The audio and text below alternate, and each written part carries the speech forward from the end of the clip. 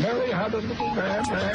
The fourth, we believe that all men are created equal. To the magnificent mosaic that is America. From radio beacon to radio beacon.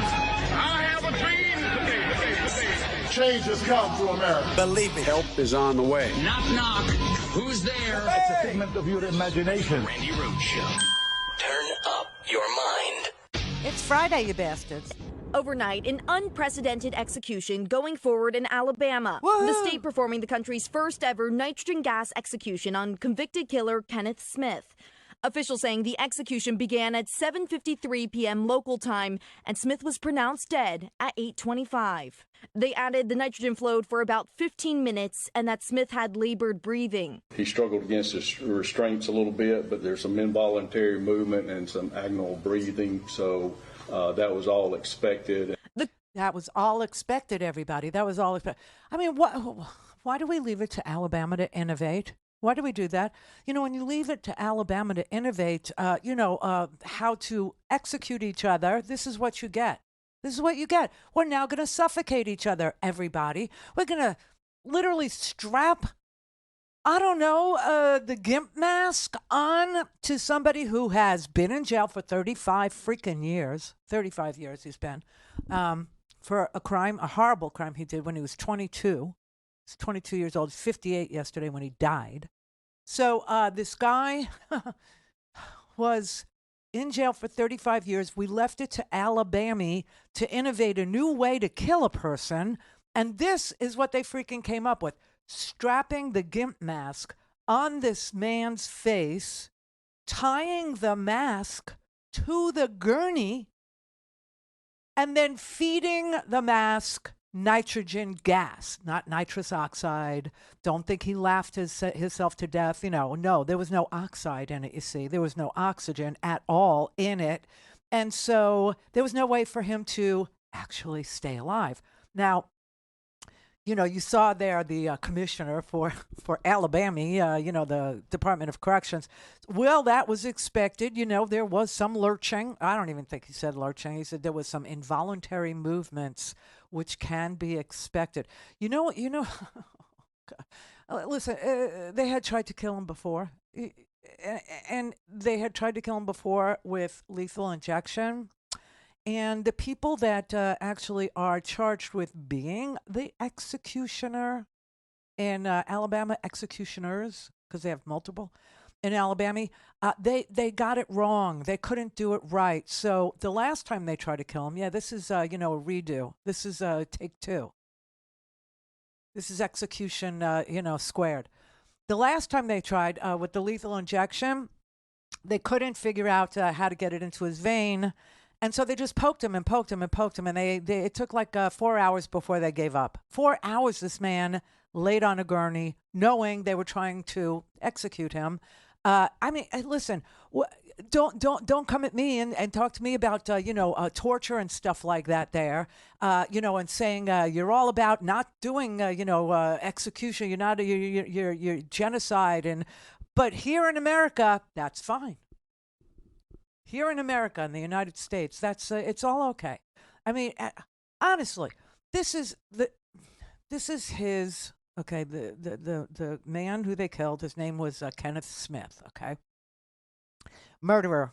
He stabbed and beat a woman to death in a murder for hire plot in Alabama. Okay, so what happened there was a pastor. Oh yeah, an Alabama pastor.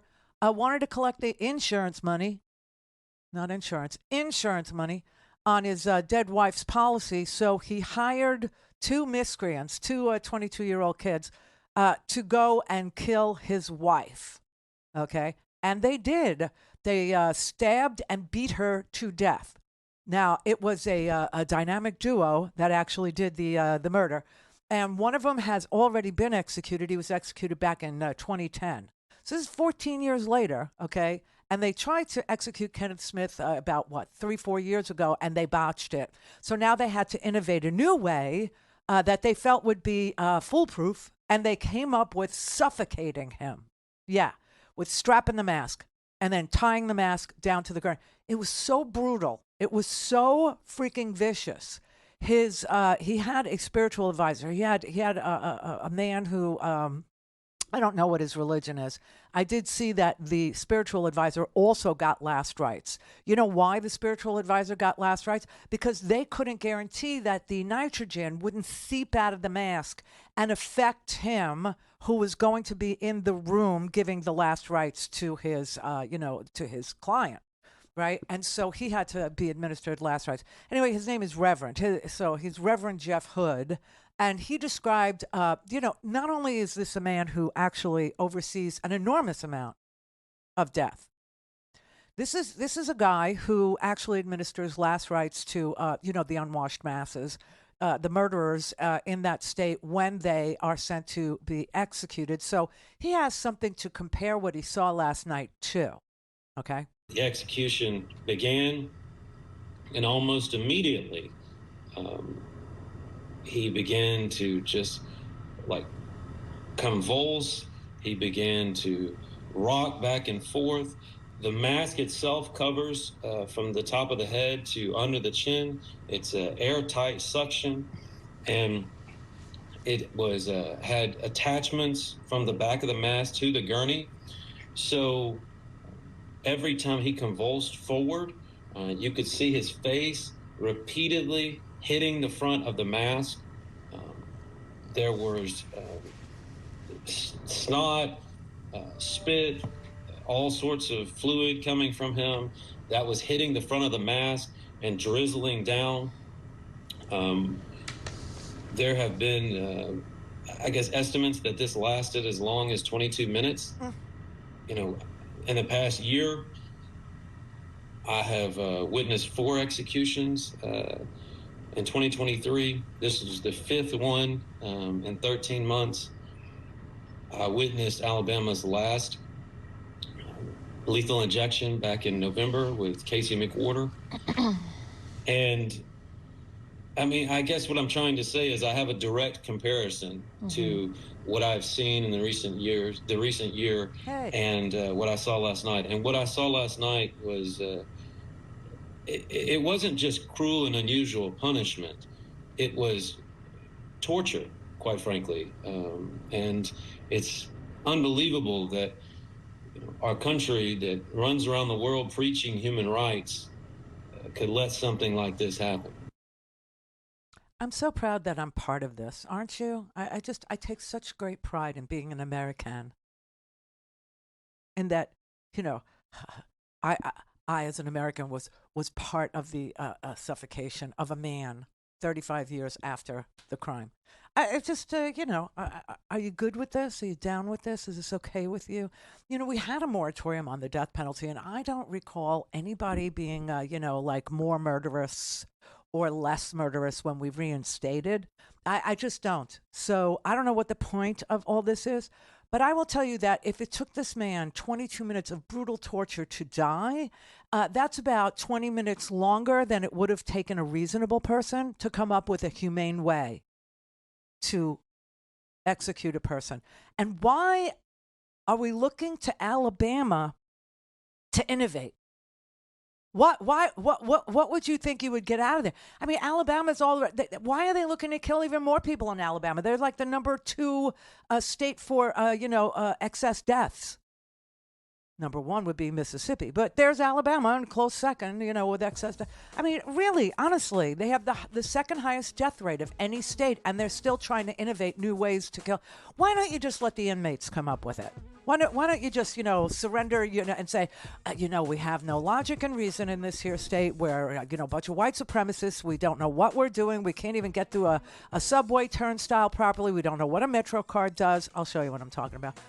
We have no idea why we would hit a pole in an empty parking lot. Okay, we don't know what we're doing, but you look to us to innovate new ways to execute people, and this is what you're going to get? Why would we...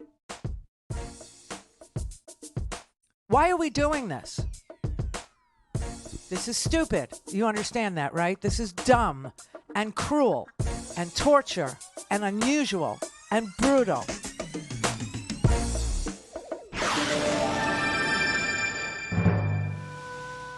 A things Randy at randyrhodes.com. Go for launch.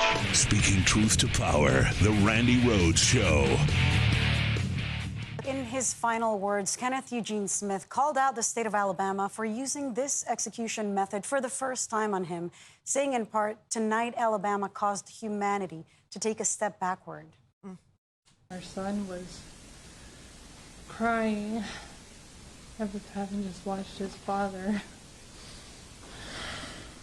take his last gasp for air.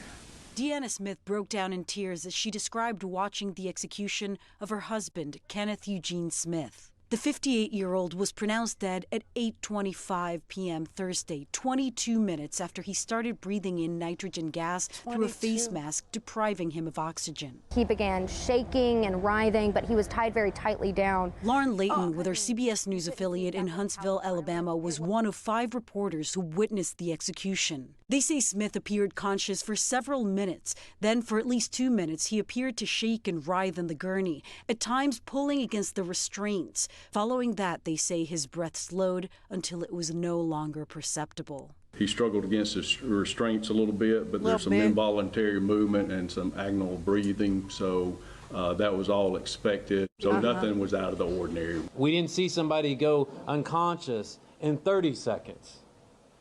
What we saw was minutes of someone struggling for their life. Reverend Jeff Hood was in the execution chamber with Smith.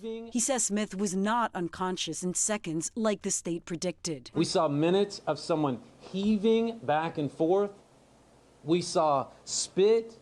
We saw all sorts of stuff from his mouth develop on the mask. Smith was sentenced to death for his role in the 1988 murder for hire of Elizabeth Dorleen Sennett. The state tried to execute him through lethal injection in 2022, but repeatedly failed to find a vein. His lawyers tried to stop Thursday's execution, calling it cruel and unusual punishment, but the Supreme Court rejected their last-ditch effort. Nothing happened here today is going to bring Mom back. We're not going to be jumping around, hooping and hollering, but we're glad this day is over. I mean, here's a little detail also that you need to know if you're going to comment on or give some thought to this execution of Kenneth Smith.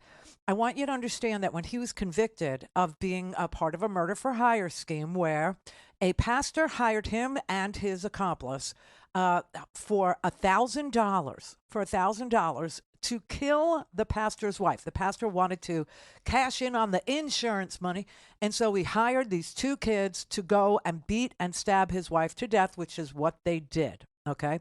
When Kenneth Smith was, brought in guilty in 1996, even the jury did not vote for him to get the death penalty.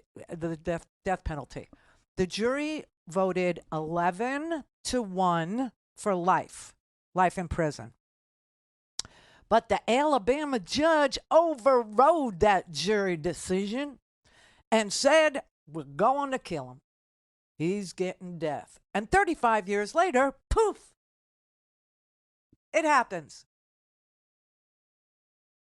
It makes you so proud to be in. I mean, honestly, why don't we just, cut to the chase and say, let the inmates do it. Let the inmates decide. Let them, figure out the way that they want to kill, each other.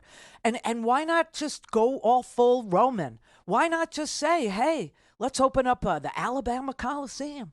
Let's have, not the prison rodeos, which, by the way, are a thing. Let's not do that. No, let's have the Alabama gladiator fights, right? And then from underneath the gladiator field, if you must, if you will, if you may, animals come out and they eat the inmates who've been sentenced to die for our amusement and adulation. Why not? Why not? Why not just go full tilt boogie? Why not just say, yes, we are a cruel and unusual society, and we love to bully people, and as soon as we get permission from a court to kill somebody, we're on it, and we will innovate new and entertaining ways to do it. The judge overrode the jury. Yes, he did. Yeah, he did. It's stunning to me because here I am waiting all week for the International Court of Justice at The Hague. You know, the ICJ is at The Hague, right? And South Africa had brought a case accusing Israel of genocide and brought it to The Hague. And The Hague had to listen to both sides, okay? They had to look at all the evidence. They had to look at precautions that Israel took or didn't take when it came to entering into a very compact, little tiny sliver of land known as the Gaza Strip, where they're trying to find and rout out a terrorist organization that came into Israel and killed 1,200 people on a bright, sunny morning, okay? And so the South Africans said, well, the reason why they did that to you, is because you practice apartheid. We're South Africa. We know about that. And so they brought this case to the ICJ in The Hague, and they asked the ICJ to make a finding of whether or not they would, say that Israel's committing genocide, see. And the ICJ, actually, I've been waiting all week for them to rule on this. They didn't. They didn't. I just hate to, put a pin in your happy bubble, whichever side of that you're on, because I can make a fabulous case on either side. You know that, right? Good. Okay. So the ICJ said, no, what we're saying today is we do have jurisdiction, okay? We are not going to dismiss this case without hearing more evidence on it. And we'll render a verdict at a later date. But we are not going to order a ceasefire. What? So I guess the position of the International Court is in 15 years, or maybe 35, if they try it in Alabama, in 15, maybe 30 years, we'll come up with a conclusion about whether or not genocide is in real time occurring in the Gaza Strip.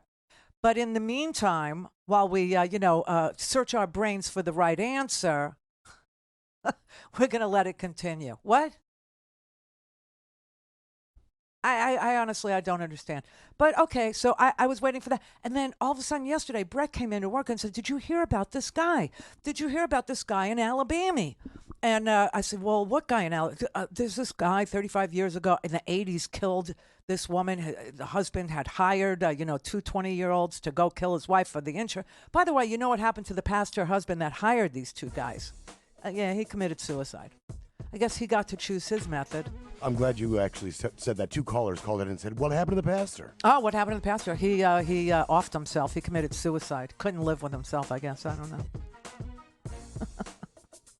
I guess they were going to charge him. I have no idea. I really, I don't know why he killed himself, but he did. He's dead. He's been dead. Long time dead. And the accomplice was also executed, like I said, in 2010. So all that was left to deal with was Ken Smith. And so they, came up with that. And I'm just saying, to sit there on your high horse all across America and bitch and moan about what you see going on in a war that is not an American war, that is not our war, that we are not in charge of, that we're not waging, that we are in their face, though, saying, you better cut the crap. You better slow this down. You need to own this.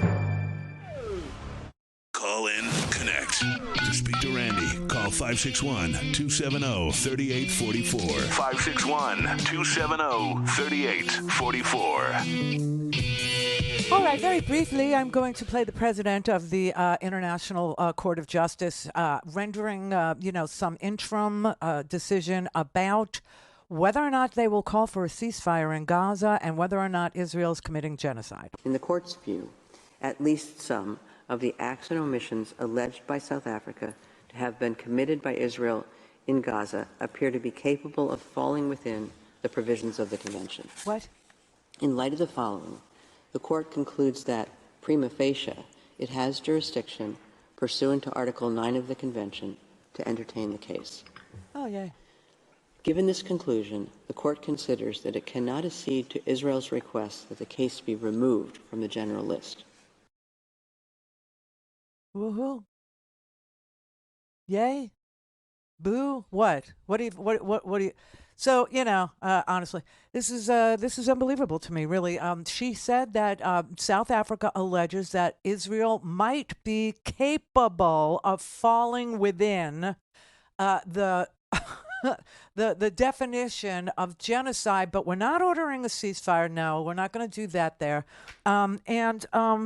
We want the hostages released. She does go on and say Hamas needs to immediately release the hostages. That was like, split the baby, everybody, split the baby. But, Americans who are incensed at what they're seeing going on over there in the Middle East probably have absolutely no earthly idea at all that we suffocated a man for 22 minutes last night as punishment for a crime that happened 35 years ago after botching his last execution with lethal injection, which they couldn't get right either. But somehow they trusted him.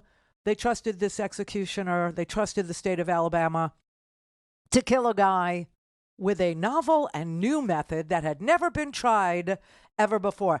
And states are lining up to say, yeah, we're going to do it too. Oklahoma, they said, yeah, we're down. We like this nitrous, suffocation thing.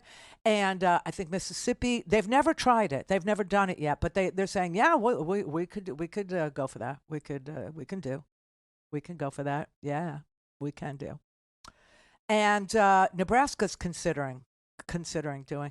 But people in this country, no, they're very focused on over there. They're very focused on wars that we are not waging, wars that we're trying to get in the face of the people who are waging it and telling them, whoa, this is going to have a backlash, the likes of which you are not going to want to experience. Cut the crap. And they won't listen. Netanyahu, he was on the TV today going, oh, the audacity, the nerve of this court, the nerve of them. Like every country, Israel has an inherent right to defend itself. Mm-hmm. The vile attempt to deny Israel this fundamental right is blatant discrimination against the Jewish state, and it was justly rejected. The charge of genocide leveled against Israel is not only false, it's outrageous. Outrageous. And decent people everywhere should reject it. On the eve of the International Holocaust Remembrance Day, I again pledge as Israel's Prime Minister, never again.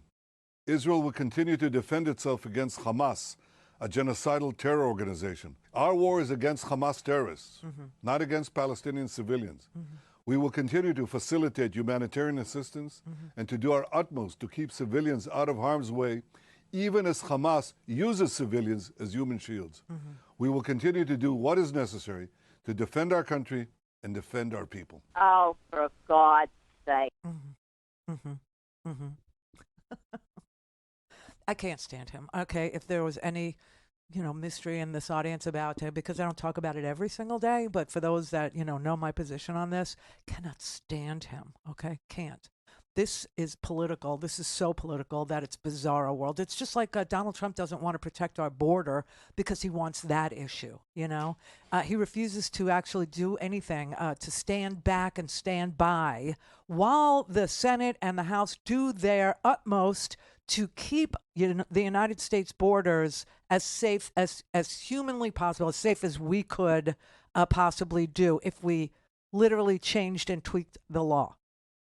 Meaning limited asylum claims, put more asylum judges so that you could hear an asylum claim in weeks or months, not years, okay? And ending parole pending a 6-year hearing somewhere down the road, right, for people. And speed it up. Justice delayed, justice denied. Just like over here in Alabama. I mean, this country needs fixing, and there are people that are willing to do it. But they don't have the courage of their convictions. This is what's so sad and sick about what's going on here, is that the Republicans in the Senate are so afraid to defy Orange Jesus that they will actually not vote to keep the borders secure or to make the borders secure, knowing that we have a problem down there. But we're going to dictate to, and for those of you who are like all MAGA and stuff, What do you really think is going to happen to Ukraine, or what do you think is going to happen to, I don't know, Gaza that you seem to care about so much, if Donald Trump's in charge of any of it? Right. So shut up, okay? Really, just sit down, be quiet, and don't vote, if that's all you can make yourself vote for. All right, JD in Detroit. Yeah. Hello. Hi. Is this Randy? Yes. Well, hello there. Well, hello. You know, I was just sitting here watching TV. My wife's in the hospital, and I'm sorry. I'm sitting here watching you, and I'm listening to, your comments on, that guy that was executed in Alabama or murdered in Alabama, if that's how you want to put it. No, he was suffocated. He was suffocated. Suffocated by the process that they used. I'm not familiar with the situation, but as I was watching the show, I'm the grandson of a guy who was robbed and murdered with a knife for less than $10. And on a legality, the person that did it was let go. Mm-hmm. And I just want to say that just watching you for the couple of moments that I have, I think you're a lovely human. And we need more humans like you on this earth. We do disagree on the guy being executed, though. Oh, I don't have any sympathy for him, if that's what you're interpreting me as saying. No, I'm sorry. Oh, Then, 'cause, no. yeah, that's what I was interpreting. No, I don't have any sympathy for, him being, subject to, life in prison for a terrible, heinous crime that he did. I just don't want to be part of suffocating each other.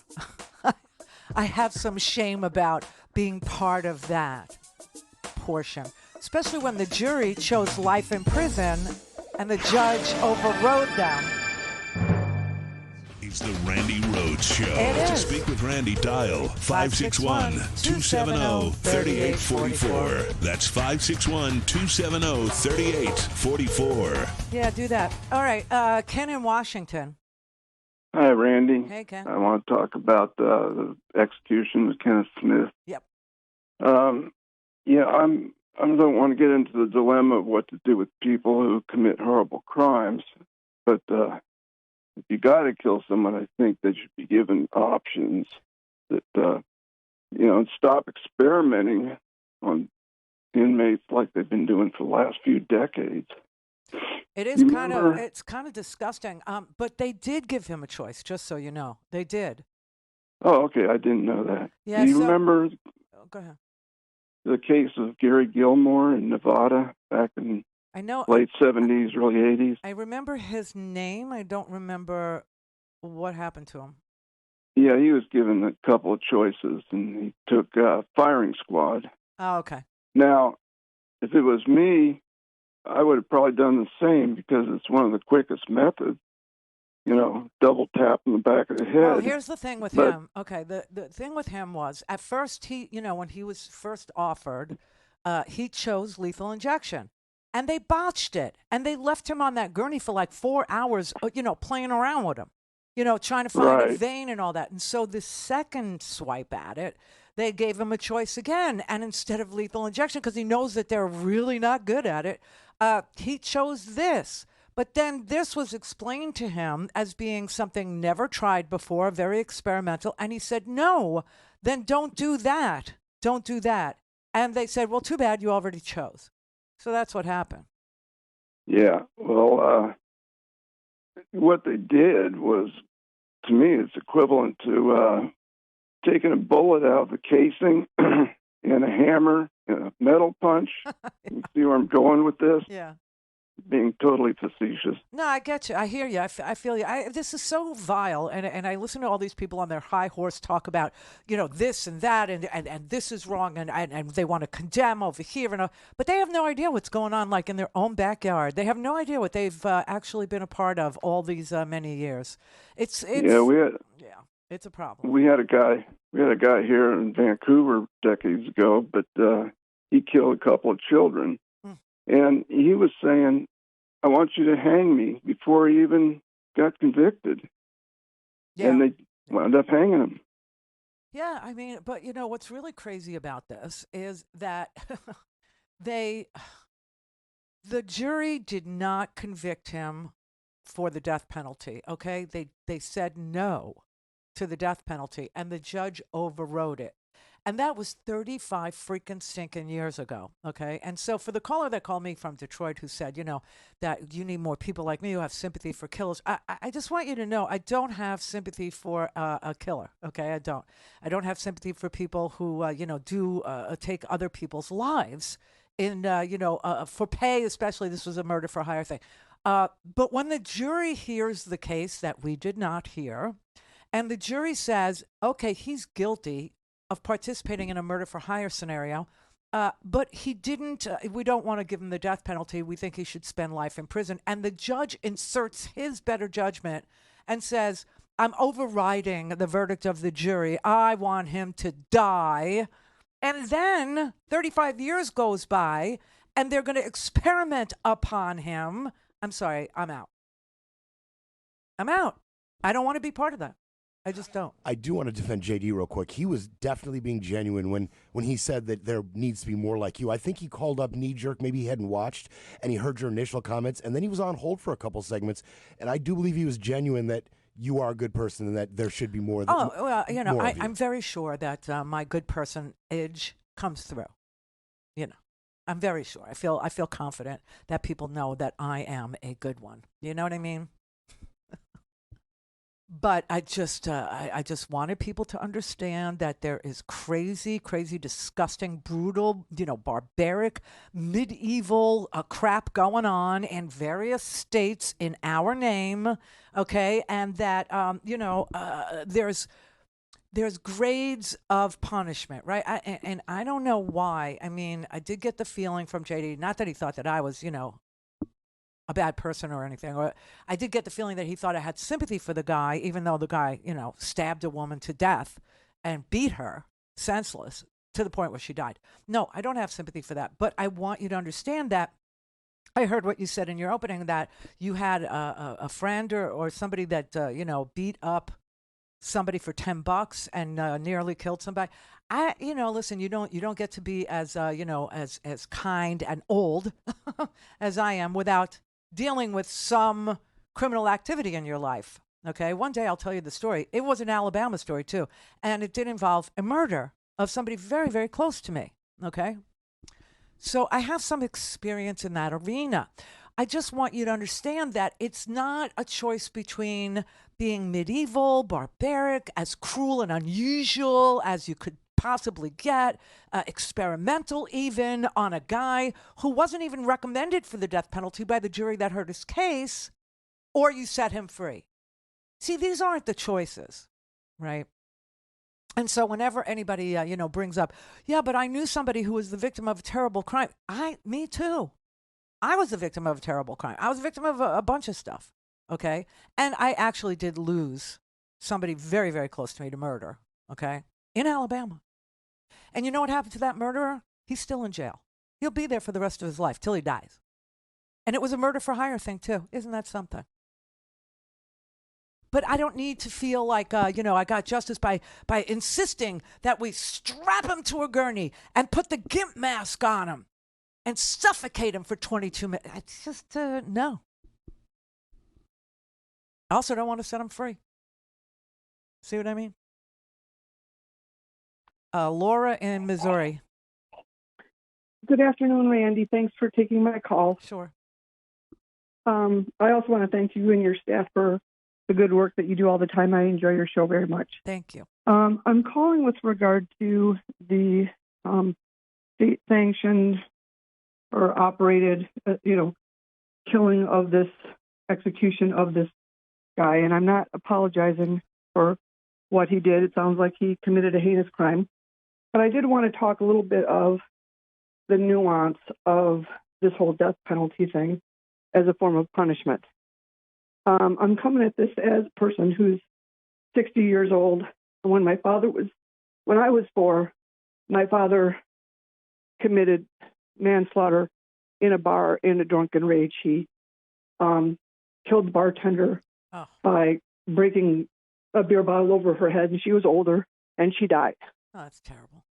My father was put in prison until I was age 16, and frankly, I think that he did the crime. He deserved to be punished. I think that he deserved. Really, I did think he deserved life in prison. But there was overcrowding, so at that time they let him out.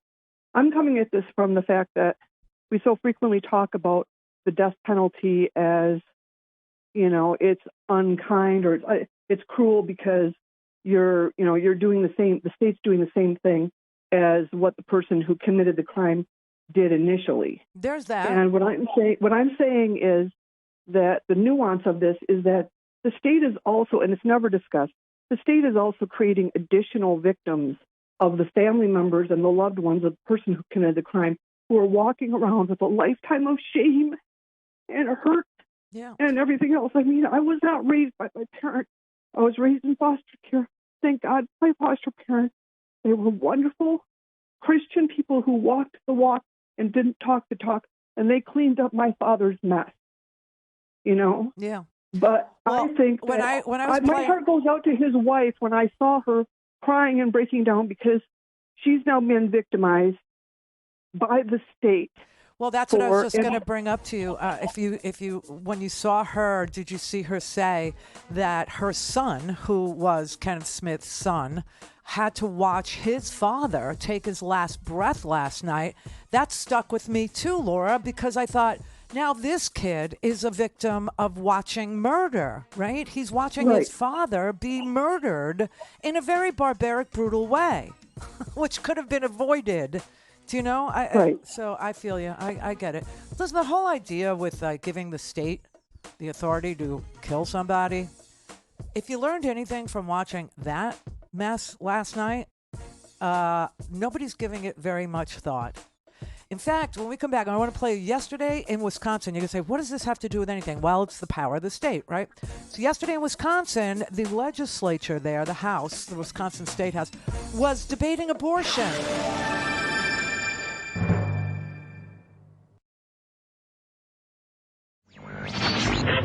Mary had a little lamb. We believe that all men are created equal. To the magnificent mosaic that is America. From radio beacon to radio beacon. I have a dream today. Change has come to America. Believe me. Help is on the way. Knock, knock. Who's there? It's a figment of your imagination. Randi Rhodes Show. Turn up your mind. We live in a country where people with an enormous amount of intellectual heft contemplate what should be done by the state with regard to women. Here's a man who has a degree in medicine opining about the state's right to terminate a woman's right to choose. The question is whether abortion is health care. And if you believe that a fetus is a human life, then abortion is not health care. In my veterinary career, I did thousands of ultrasounds on animals, determining pregnancy and that kind of thing. So I think I know mammalian fetal development better than probably anyone here. And in my mind, there's absolutely no question that's a life. And I think the science backs me up on that. But this is really a moral question. And I recognize that not everybody that's in here is going to agree with me. And if I had the oratorical skills of Lincoln, I still wouldn't change a single mind over there. Poppies! That's what he tends to. He's a vet. He's a vet, everybody. This guy has the wrong gig, okay? He's got the absolute wrong gig. He's a House member in the state of Wisconsin. They are contemplating, the trigger law, which would reverse the law back to what? I think 1868, some fabulous time of yesteryear. And he stands up using his degree in medicine, animal medicine, to determine that women, humans, should have the same rights as, other mammals, which is, other mammals don't get to choose to terminate their pregnancies, right? Because, he's a vet and he knows that. And so we should be treated like puppies. We should be treated like kittens. We should be treated like pigs. We should be treated like, farm animals is basically what he's arguing there.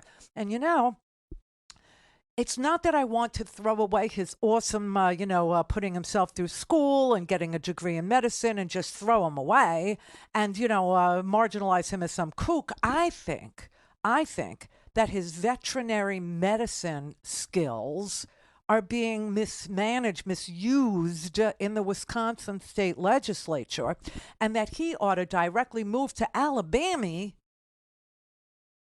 and oversee executions in Alabama, because he knows when we put down an old or a sick dog who has absolutely no ability to choose or know or any of those things, right? Because dogs don't know that they're going to die. They just don't have any.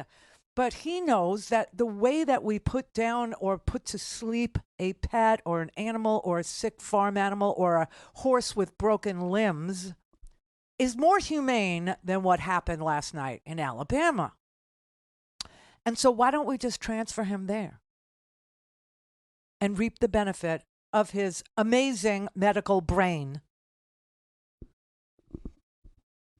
Can you believe this was an actual debate yesterday in Wisconsin in the State House about a woman's right to choose, a woman's right to privacy? He wants to be in the room with a woman and her doctor as a vet representing the state. He wants to deny her because his belief, that women are no better or worse than any other mammalian creatures. And it wasn't just him either. Okay, this was my favorite argument, I think. This is Representative Ron Tussler. I don't expect anybody to remember his name or know his name or have ever, unless you're from his district, and then you need to know, okay? But he was deciding that based on his biblical knowledge, his reading of the Bible, that asking a woman to go ahead with a pregnancy is something God would want. He knows this because he reads the Bible. One of the things I heard came from the representative from the 20th. She said that she can't think of one situation in the Bible where God forced a woman to have a baby contrary to her personal health. Sure, that's not a perfect paraphrase, but as close as I could get on the fly. Well, I would ask her to never let her Bible get dusty. For example, I can think of at least three, probably the most well-known women in the Bible, folks you've all heard of, whether you're Christian or not. Oh, yeah. That certainly would qualify for those things. For example, Elizabeth, the mother of John the Baptist. Estimates are she was 88 years old when she was told that she was going to have John the Baptist. 88? Other estimates I've heard are at least over 60, but 88 seems to be the common number. And at 88, her own husband laughed at an angel when he was told, and she was told that he was going to have a baby.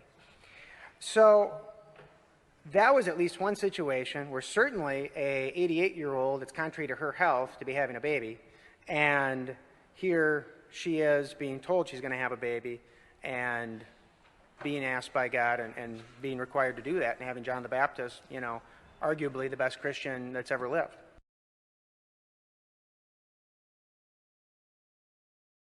Dude, get a grip.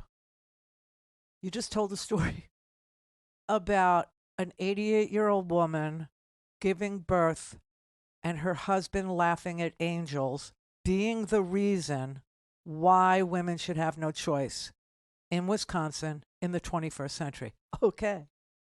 All right, then. We need to build, institutions again. Like bring back Willowbrook. Except clean it up and all that. But honestly, this is insanity. This is just what a country. Wow. He's literally standing there telling me fairy tales about 88-year-old women having babies that were the product of God or an angel or some such, and that the husband went along with it. But he just laughed at the angel who said, "You knocked up my 88-year-old wife?" And she's going to, yeah, we did. We did. What? I mean, it's like Rosemary's Baby. This is just craziness. This is madness. This is mass madness, you maniacs. You. This is just. I mean, honestly. And this is their sciencey presentation to the Wisconsin State Legislature about why women should be subject to the same sort of scrutiny that Elizabeth got in the Bible at 88 years old. What? And vets standing up and saying, mammals are mammals. Jeff, you're from Wisconsin. Hello. Yeah, you took the. Hi, Randy. I'm a first-time caller, long time listener, way back in the Air America days. And, yeah. Do you know any of these fine people that serve your state? No. Hey, I just hope the redistricting goes through and we get fair represent. I doubt it. You're but, right. You know, I know. I'm gonna hold my breath. I mean, like that guy who just got put to death. Right. He did. Breathe, you know. Yeah. But I'm against capital punishment. Two wrongs don't make a right. Yes, I read the Old Testament. I'm an old Jewish guy, and I read the Old Testament cover to cover, and all this eye for an eye. I never believed in it. I just believe two wrongs don't make a right. And capital punishment is premeditated by the society, premeditated first-degree murder. Any way you cut it. But if they're going to do it, why do they torture the person? I don't know. They torture them. They torture them for years. They make them live on death. They exist on death row, never knowing what's going to happen. Yeah. Appeal after appeal. Yeah. And then when they finally do put them to death, they put them to death, and they suffer. I've owned pets for years, and I have had to put a lot of my pets down. I grew up on a farm, in fact. Jewish guy on a farm. I know it doesn't make sense. Uh-huh. But and we've had to put livestock and pets down, and pentobarbital, they don't suffer. I mean, right, it's much more humane. It is. That's what I'm saying, Mr. Vet. Why? I was just going to say, the vet over there, he's got the wrong gig. He needs to move to Alabama. He needs to get the hell out of Wisconsin and stop declaring that women are mammals and go to, and explain how much more humanely we put down animals than they did, Jeff. I think, right? Yeah. Clear for takeoff. Randi Rhodes. All things Randi at RandiRhodes.com. Go for launch. Speaking truth to power, the Randi Rhodes Show. All righty, it is 20 after. Gary in Fort Lauderdale. Hi, Randy. Hey. You know, if there has to be an execution. Oh, by the way, before I say that, fairy tales is definitely the right word for that. What did Neil used to call it? Bubba Meister? Bubba Meister. Well, I don't know what that means. That means an old lady. Okay. Anyway, if there has to be an execution, for whatever reason it might be, it needs to be as humane as possible. So what my wife says is people accidentally kill themselves all the time with carbon monoxide. They leave a car running in the garage and they forget, or they have a generator outside their window, during hurricane season when the electricity's off and the fumes come in the house and everybody's dead. I mean, that sounds pretty nice to me. You fall asleep and you never wake up. What's wrong with carbon monoxide? Oh, no more gas. Okay, let's stop gassing each other. Can we stop suffocating each other or deciding that we want to suffocate each other? I said if it has to be. Right, but I'm just saying, like I said, the veterinarian could tell you that there's a much more humane way to put somebody down, which is what we're talking about here. We're talking about literally putting a person down, especially Mr. Vet there, talking about all mammalian life is the same to him. Okay, so like I said, go be a vet in Alabama at the Department of Corrections and show them how you put a dog to sleep.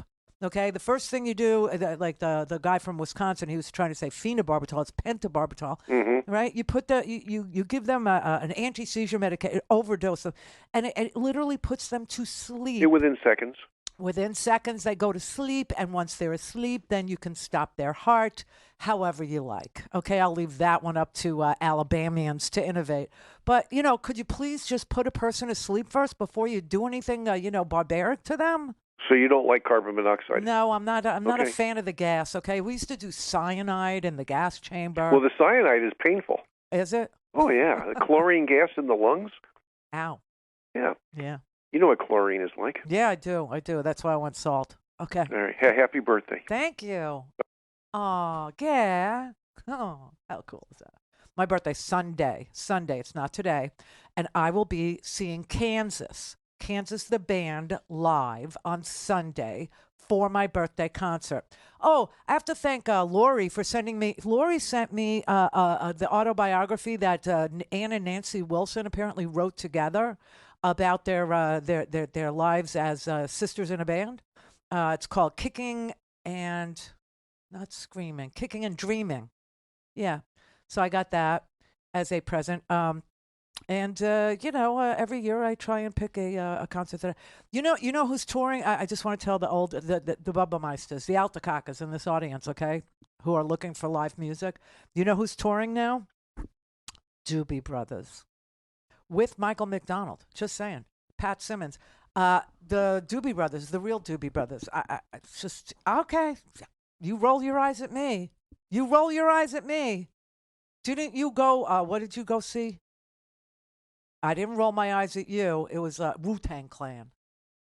I routinely You see went Wu-Tang. to Wu-Tang Clan for like the 90th time, and they were, 5 hours later, some such crap? Yeah, you know what? And you waited. That is true. That is and true. You They showed waited. up. They got on stage, I swear to you, at 2:30 in the morning. Yeah. And this was into my 40s, and I at that point, that concert you're talking about, I was like, you know what? Last year. This chapter may be closed. You're it was like a you're year and a half trying to ago, make yeah. it seem as if it was way back then. It was last year you went. And they're all like 60 now. You want to know something? The Doobie Brothers, Pat Simmons. You know why I know Pat? I know Pat because Pat's. I don't even want to get real personal. I won't even name her. But Pat Simmons had a beautiful daughter. I guess he still does. And she wanted to move to New York when I was living in New York. And she came and she slept on my couch for months. And then we went apartment shopping, and we found her a little place. Walk up. It wasn't anything fancy, but she was so happy to be in New York. And so that's how I know them. But anyway, make a long story short, Madonna is being sued, Brett, because she kept her fans waiting for 2 hours. And they said that they would never have purchased the tickets to the big Madonna show had they known that she was going to be 2 hours late, because the concert didn't start till 10:30. It was a school night, a work night, and they had to go to work the next day. And so now they're suing. I'm not suing Wu-Tang. Why? That's not very gangsta. So don't mock me for loving the Doobie Brothers with very melodic, cool, sing-along type, great harmony music, okay? Plus, I have a personal connection. And Kansas is the closest I will ever get to John the Baptist, okay? Because Kansas is, I don't want to ruin it. I don't want to ruin it for Kansas fans. I don't want to ruin it. But for me, just for me, I'm not saying look it up on the internet, because you will find something that's counter to what I'm going to tell you. But for me, it's Jesus rock, okay? For me, it's New Testament crap. And I'm a Jew, so I only had to read the first 5. I only had to read the Pentateuch, and I'm done. I'm out. I don't have to read anymore. I'm chosen. I can go. So I don't know very much about John the Baptist and his 88-year-old mother who got pregnant, and the angel was saying to the father, no, we had our way with your wife. And I know it's odd, it's weird, but God has a sense of humor, and he knocked her up. And she is going to give birth to John the Baptist, apparently. And this is somehow proof that I need to trust my womb to the Wisconsin State Legislature. What? I mean, these are crazy arguments. Okay, but they're making them. Clay in Mississippi. Carry on, sister. My wayward son. See? Now, Yeah. isn't that Jesus-y? Yeah. There'll be That's peace when you are absolutely done. a Christian band, yeah. Of course. It's, It's not overly, pop-produced Christian stuff, but it was they were a Christian-motivated band. It was called prog rock back in the day, absolutely. right? Progressive rock. And then they I started calling it. I went to see Yes here in Jackson. How was that? Some years ago at the Palomar Hall, and they were like 3 hours late. So I guess it's a common thing, you know, sometimes for those things to happen. But that's ugly. I mean, I think know. the only star that has the authority in my book to be late is Barbara Streisand, because she's always late. But that's it. That's all. Nobody else. So this vet guy that says science backs him up on a fetus being a life, no. Yeah. Science will tell you easily that you cannot have a human life without a functioning brain. If there's no functioning brain, there's no human life. But listen, here's the thing. If we want to stay on his plane, okay, and we want to do the Jesus Rock thing, then all we have to do is say to Mr., Elizabeth John the Baptist's 88-year-old mother, that God tells you right up front, that the breath of life is when life begins. That's right. So why is he fumfering and stammering and stuttering and going through going past the Pentateuch into the New Testament to get all the way to an 88-year-old woman who God knocks up? It's right at it's like in the first paragraph, okay? It's just, it's right at the beginning. The creation and all, it's in the Sistine Chapel, it's in all the art, and all the Kansas songs. No, I'm kidding, I'm making that up.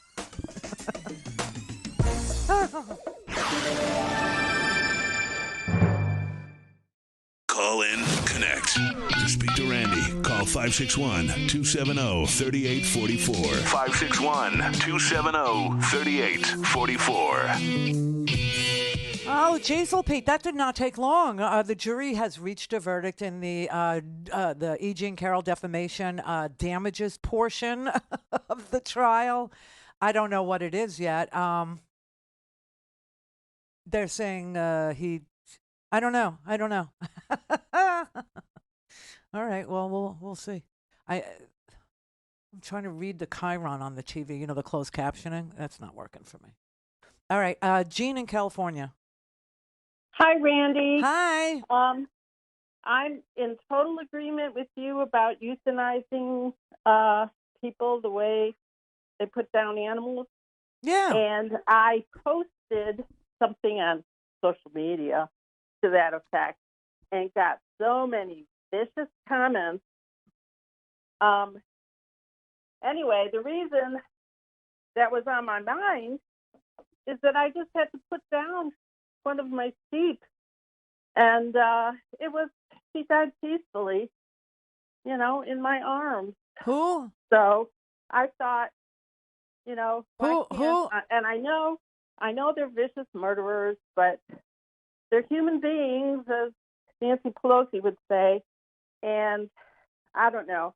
Who died in your arms? My sheep.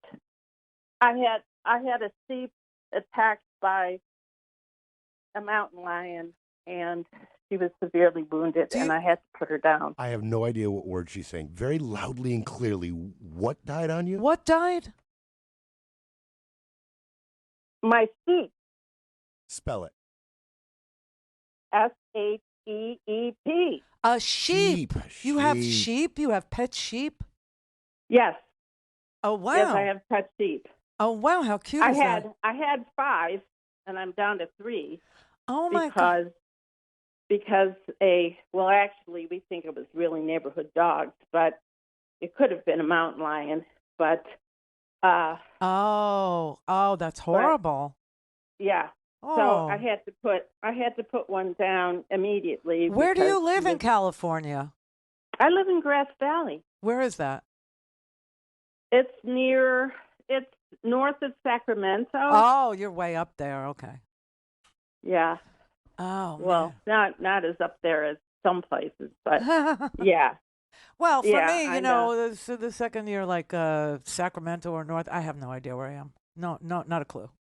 I'm trying to gauge my level of sadness that I should have for the situation. For the sheep? Yeah, just imagine how cute. How familiar do they get? Oh, no, come on. Are they like dogs? Picture No, lamb I'm chops. I'm Stop. Curious. It's a sheep. Oh. Do they know you and are affectionate? Do they run to greet you when you come home? How affectionate and cognitive are sheep? Oh, absolutely. I love that sheep. I don't want to start crying. Oh, she loved her sheep. I'm sorry. I loved her. Oh. She would let me brush her. She would run to me.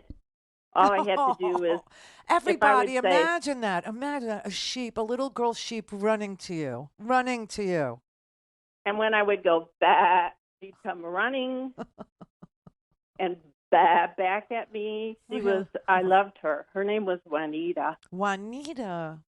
Yeah. I And mean, then I had another one who died at the hospital because she had, I didn't know this existed, but she had capture myopathy, where she just started shutting down just from the stress of the attack. Oh, that's pathetic. It's almost like sepsis or something, but it was her muscles, your muscles deteriorate, and then the byproducts of the deterioration attack your kidneys. Okay, TMI. It's Friday. Thank you. Anyway. Yeah. Anyway, but I'm totally with you about why can't we just euthanize these prisoners? I don't know. I honestly, I'm telling you right now. I mean, they are this close to having, some sort of a Coliseum event. You know that, right? Like where the prisoners have to kill each other for the amusement of the viewers in the stands, right? And then we'll have not sheep, but we'll have lions and mountain lions come out from the bottom of the field, and they will bite the prisoners as they are daringly, performing their gladiator roles. I mean, just say that that's what you want already, not you personally. I mean, yeah, there are people that probably would enjoy that. I know, but certainly not me. No, me but neither. When I posted on social media, I did get a comment from somebody who said that drug companies won't provide the state with the drugs necessary to do it. Well, and I thought, whoa. There's more than one drug that would do it. I mean, yeah, it's a combination of many drugs, okay? The lethal injection cocktail, if you will, it's a whole bunch of drugs. It's one that first puts you to sleep, and then they stop your heart, and then it's kind of like what you do to a sick or sad or dying animal. But there's different drugs. And so the states are now saying, we can't get those drugs. So we have to innovate. And we've innovated our way into asphyxiating people with GIMP masks. What? I mean, this is what you get when you leave it to Alabama. Please stop doing that. She had a sheep. She made me kind of want to look into getting a sheep. Well, like, see, what goes into that? My sister wife, Jimmy is my only husband, right? But Jimmy is my first husband, is how I commonly refer to him. And, he married Jeanette, who is my sister wife, because I love her and we get along just wonderfully well. But she likes farm animals, okay? She does. And they have, the giant pigs, the really big, they're big pigs, like hogs, I guess. I don't know. I'm from Brooklyn. And so they live a really long time, and they have parrots and, that live to be 45, 50 years old and all this stuff, right? And the way that, that they bond with human beings, and I'm like, well, I don't know if I would have a pig, although I've thought about it. I want an alpaca. Do you know what I'm saying? A llama. Uh-huh. I feel like we're talking about a lot of cleanup and a lot of smell. Yeah, but no, That's what I feel like we're talking about. No, it's not in the house, Brad. I mean, these animals are not in the house. They have land, and they have pens, and they have fencing, and the pigs live in that fenced area. It's a farming community that they live in, just north of here. You have to get out more and not go to Wu-Tang, but go up north a little where people have, like horses and cows and pigs. And I'll pass on the farmland. Really? You don't like I enjoy a farm animal. I mean, they sound delicious, but other than that. Yeah, so you know what their pig's name is? Kevin Bacon. And then they have another one. You know what his name is? I swear to God, I'm not making this up because I couldn't make this up on the fly. I'm not that freaking witty. The other pig's name is Piggy Smalls. Yep. That's the life that Jimmy dumped me for. Kidding. Love you, Jim. Love you.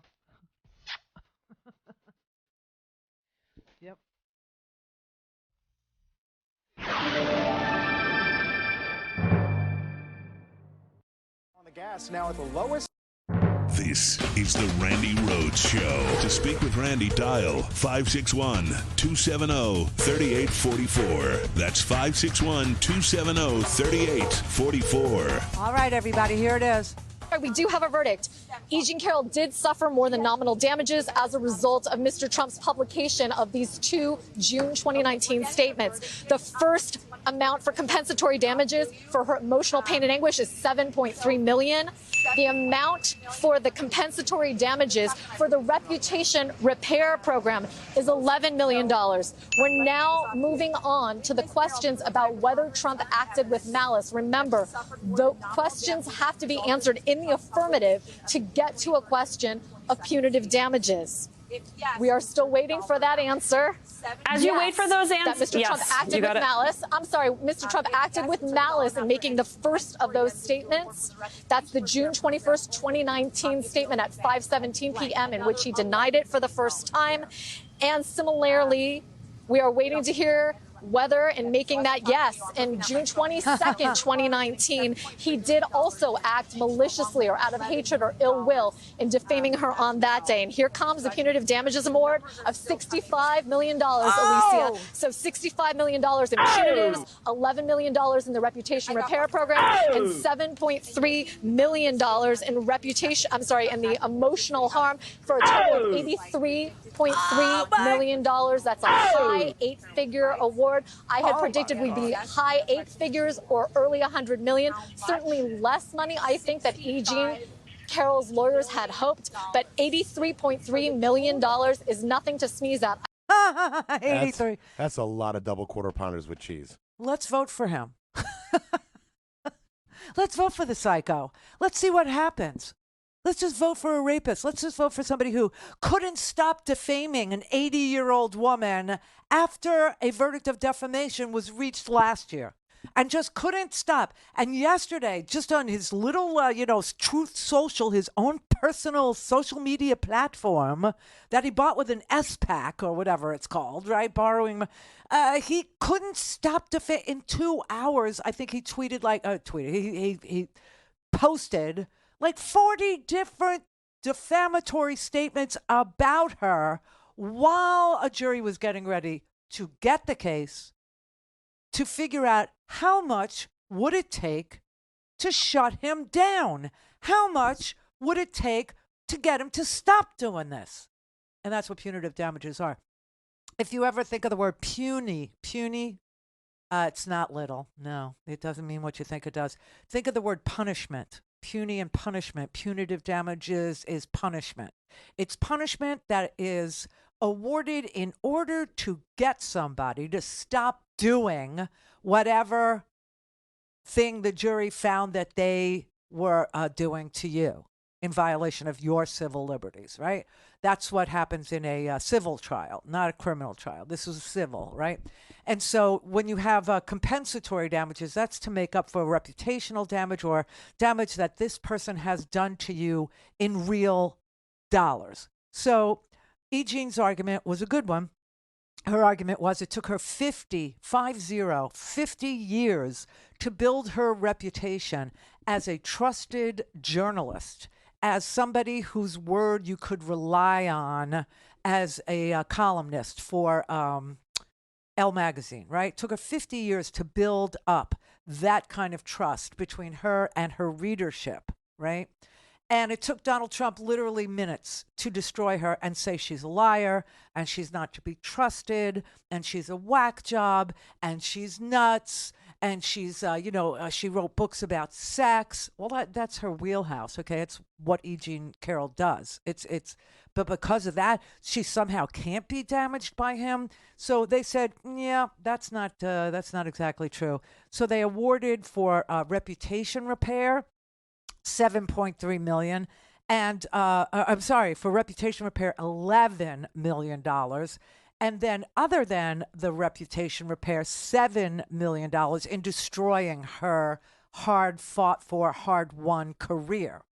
Now you get to the punies. Now you get to the punishment. How much is it going to take to get him to stop?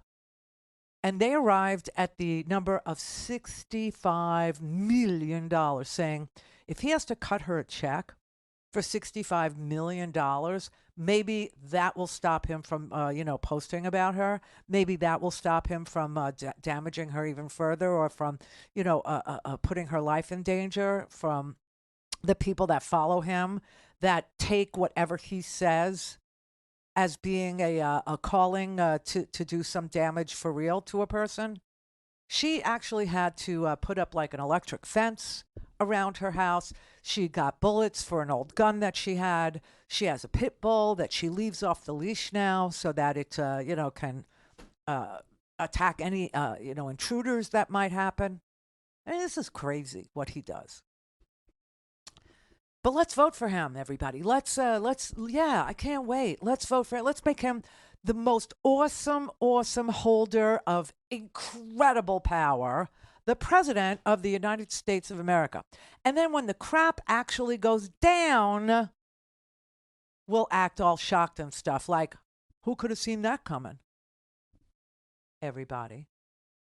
Everybody could see that coming. So now we get to put to the test the thing. What's the thing? Oh, the thing is that, America has been polled, apparently, and they've been asked if he's convicted. Well, it had to be of a felony, right? I mean, to pass muster for this particular, poll. If he was guilty of a felony, would you vote for him? And of his supporters, which represent about, I'll just say, here are the numbers I use, and because I think these are generous. If 40% of America, okay, I could do it with 50 if it makes you feel better, but if 40% of America, or 50%, let's do 50. 50% of America is still Republican. It's not true. But if we used, half and half, right? And we said, okay, 50% of America is still Republican. And of those, 53% of them vote for Donald Trump, which is what happened in New Hampshire. In Iowa, it was even less, but okay, we'll say half of the 50% vote for him. And then of those, 43% say they won't vote for him if he's convicted of a felony. You can't win the presidency. In fact, you can't win with 50% of the vote. You can't. So this is how I know he's not going to win. But I'm just saying that, we're about to see whether or not people are, still supporting that man who was just against him was an award of $83 million for, and hats off to E. Jean Carroll, man. This woman is indefatigable. She is fierce. She is everything that men are afraid women are. Right? She is hardworking. She's pretty. I don't know. Have you seen her? She's 80 years old. She still looks freaking awesome. Okay? Just saying, if I look like that when I'm 80, I'll be totally okay with it. Totally fine. But here is a woman that just absolutely refused to allow somebody with an enormous amount of power to destroy what she had worked her entire life to build. Just couldn't stand by and let that happen. And she fought and fought and fought. Went through one trial, and the trial actually returned a verdict favorable to her, said that he had penetrated her digitally in that dressing room in Bergdorf Goodman in 1996. And that he had lied about it all these years later, and that constituted a defamation verdict. And she won $5 million in damages for that. And he, didn't want to pay it. He said, I'm appealing it. She's a wacko, and started defaming her yet again, all anew, all afresh. And she said, he's still doing it. He won't shut up about me. He's obsessed. And now his people know about this case because he can't stop talking about it. And now they're threatening my life. I'm going to sue him again. And she did. And she won again. And this time, they started out asking for $10 million, right? He had gotten, she had won 5, and he still kept defaming her. So she went back to the court. And she said, all right, make it 10. And then during the trial, he was still defaming her, like in real time. He got out, stormed out of the courtroom today. During closing arguments, he can't take the truth. It just shatters him. Anyway, they asked for $24 million. The jury came back and ordered Donald Trump to pay E. Jean Carroll $83 million. Maybe writing a big check like that will stop him. I doubt it. I'll bet you anything he's going to defame her like in 2 seconds. If he hasn't already, I don't go on that site. I don't. But some of you could, and you'll tell me on Monday.